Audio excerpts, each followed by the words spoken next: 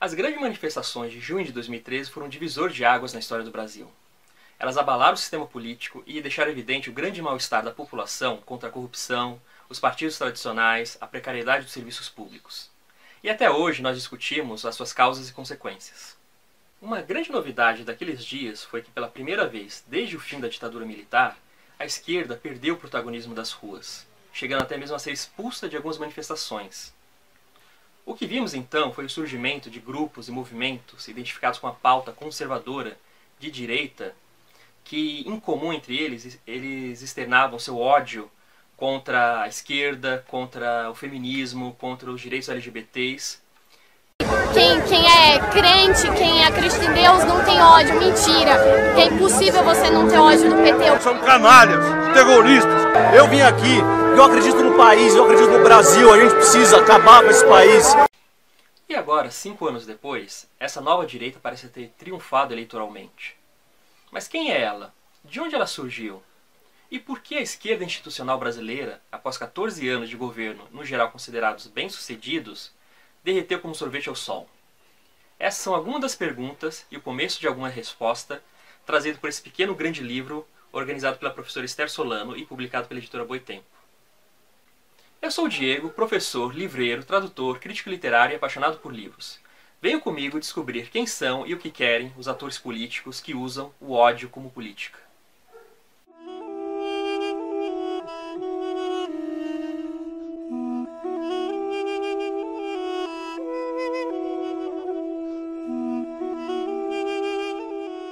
Cinco anos atrás, ninguém poderia prever o surgimento de uma direita atuante e militante no debate político nacional. O lulismo, a fórmula de conciliação de classes trazida pelo governo Lula e que combinava aumento do consumo das classes populares junto com grandes lucros para os empresários e banqueiros, parecia ser uma fórmula mágica que traria um período de crescimento econômico indefinido. No entanto, agora quase nada parece restar daquele período mágico. O que vimos nas últimas eleições foi um triunfo de uma direita que se identifica com as pautas mais conservadoras na política, na economia e nos costumes. Boa parte da esquerda, em especial aquela esquerda que até pouco tempo atrás estava no poder, ou achava que estava no poder, tem reagido a esses acontecimentos com perplexidade. Incapazes de entender o que aconteceu, esses setores de esquerda tendem a tentar encontrar a explicação em teorias que beiram a conspiração, como por exemplo que as manifestações do impeachment foram financiadas pela CIA para se apropriar do pré-sal. Ou então, em casos extremos, frustrados por terem visto o fim do governo, que na opinião deles foi o melhor em 500 anos na história do Brasil, esses setores tendem a descarregar sua raiva contra aquelas pessoas que votaram ou apoiaram essa nova direita, taxando-as de burras ou inconsequentes ou outros adjetivos menos elogiosos. Para essas pessoas também é importante ler esse livro aqui da Esther Solano. Na verdade, são 16 artigos escritos por 16 pessoas diferentes e que falam dos vários aspectos dessa nova direita brasileira. Então há artigos sobre a direita econômica, os fundamentalistas religiosos, a direita jurídica, a questão do feminismo, dos LGBTs, da escola sem partido. São artigos, no geral, curtos, 144 páginas, o livro tem no total. Eu li ele todo em um dia. E achei extremamente importante e muito esclarecedor sobre os vários aspectos da direita brasileira. Logo no texto de apresentação, a Esther Solano faz uma observação que, para mim, eu acho que é o centro do livro. Durante minha pesquisa com simpatizantes de Bolsonaro, lembro-me de um jovem bolsonarista que, depois de várias horas de conversa, disse-me em tom de crítica: "Professora, vocês da academia estudam tanto e parece que ainda não entenderam muitas coisas. Tratam a gente como se fôssemos burros. Não somos burros. Deveriam escutar mais, porque vocês não sabem de tudo." E aí Esther Solano complementa: "Esse jovem estava errado? Se quisermos de fato lutar contra as direitas, com frequência antidemocráticas e retrógradas, devemos primeiro observar, escutar, enxergar a realidade e entendê-la, para depois combatê-la. Não sabemos tudo. Aprendamos juntos." Esse trecho, para mim, é fundamental e atinge o centro do alvo. Há um setor da esquerda, não toda a esquerda, mas um setor dela, de perfil classe média, universitário, que por muitos anos ocupou postos em governos, secretarias, sindicatos e que se desacostumou a falar com pessoas comuns. Eles se fecharam em suas bolhas e não estão dispostos a ouvir nem a entender o que leva um jovem, trabalhador, pobre, negro, mulher a apoiar um candidato que é machista, racista, LGBTfóbico e que defende pautas contrárias à maioria. Só um exemplo. Eu estou em vários grupos de professores no Facebook e é muito comum encontrar nesses grupos memes compartilhados de pessoas que se acham super inteligentes e militantes zombando do que eles chamam de pobres de direita. Que segundo eles, essa nova categoria que eles descobriram, são pobres que votam em interesses contrários aos deles por burrice, ignorância ou porque não escutam as pessoas inteligentes e iluminadas que elas são. Um exemplo é essa foto aqui.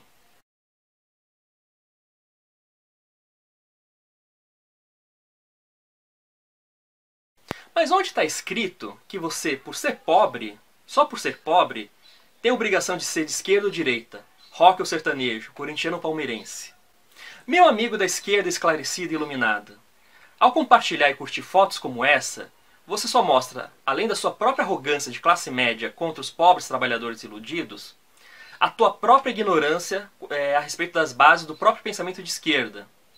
Por exemplo, o Karl Marx, há mais de 150 anos atrás, escrevia no seu livro A Ideologia Alemã que as ideias dominantes de uma época são sempre as ideias da classe dominante.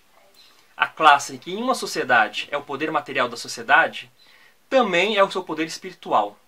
Então, ao contrário de você, é muito improvável que o Karl Marx ficasse surpreso ou decepcionado ao ver pobres de direita. Porque isso também já existia na época dele. E vai continuar existindo em todos os lugares onde existia sociedade de classe. Então pare de ficar culpando os pobres por eles não terem sabido que o melhor para eles era ter votado no candidato que você queria que ela tivesse votado. O que você e o resto da esquerda hoje precisa é entender o que aconteceu. E para isso, você precisa ter a humildade de ouvir o outro lado. Não dá para comentar aqui todos os artigos desse livro, porque isso daria material para várias horas. Eu só queria então destacar o primeiro artigo do Luiz Felipe Miguel, onde ele delineia os 3 eixos, os 3 setores em que a direita brasileira atualmente se divide. O primeiro setor dela são os chamados libertarianistas, ou seja, os liberais radicais, que defendem a privatização total do Estado brasileiro e que todos os serviços hoje oferecidos pelo Estado, como saúde e educação, sejam passados para a iniciativa privada. Essa não é uma pauta muito popular, porque para a maioria da população, embora ela critique a qualidade ruim dos serviços públicos, ela ainda defende que eles devam ser fornecidos gratuitamente pelo Estado. Por isso mesmo, essa corrente precisa do apoio das outras 2 vertentes da direita brasileira. A segunda vertente são os dos chamados fundamentalistas religiosos, em sua maioria de denominações evangélicas, mas que também inclui católicos. Para esse setor, existe uma verdade revelada que não está aberta a discussões, e eles se pautam na chamada questão moral, ou seja, na defesa de uma versão conservadora e tradicional da família, que exclui, por exemplo, o direito das mulheres, o direito dos LGBTs. A atuação política desse setor, então, se resume à defesa da questão moral, ou seja, da utilização de argumentos bíblicos religiosos para mobilizar sua base social contra o avanço das pautas da agenda progressista, e assim instaurar um pânico religioso moral.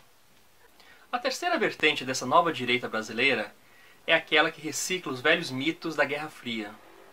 Por mais incrível que possa parecer para a gente, para muitas pessoas dessa nova direita, há um complô comunista que tem o objetivo de implantar o bolivarianismo aqui no Brasil, ao estilo da Venezuela.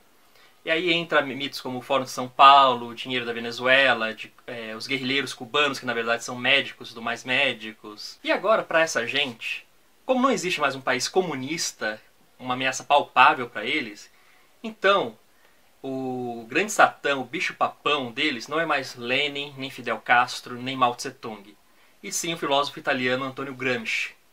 Porque Gramsci, em seus escritos, enfatizava a necessidade da construção de novos valores e da luta pela cultura para se criar um novo mundo. As 3 correntes não são estanques.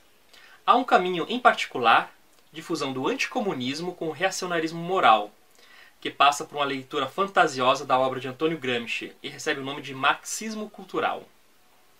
A noção de que a luta política tem como momento central a disputa por projetos e visões de mundo torna-se, nas mãos de seus detratores à direita, uma estratégia maquiavélica simplória, com o objetivo de solapar os consensos que permitem o funcionamento da sociedade, por meio da manipulação das mentes.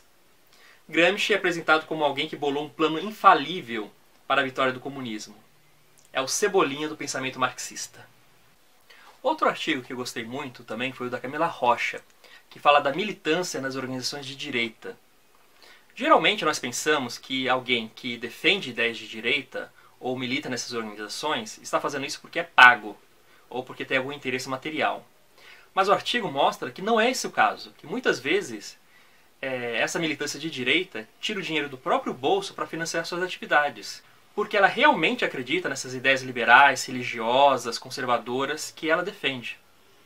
O artigo específico sobre o fundamentalismo religioso é escrito muito apropriadamente por um pastor e teólogo, o Henrique Vieira, que ele fala sobre a diferença que existe entre as diversas denominações evangélicas, católicas, fala da diferença entre fundamentalismo e extremismo e coloca que o fundamentalismo religioso não esgota as experiências do sagrado.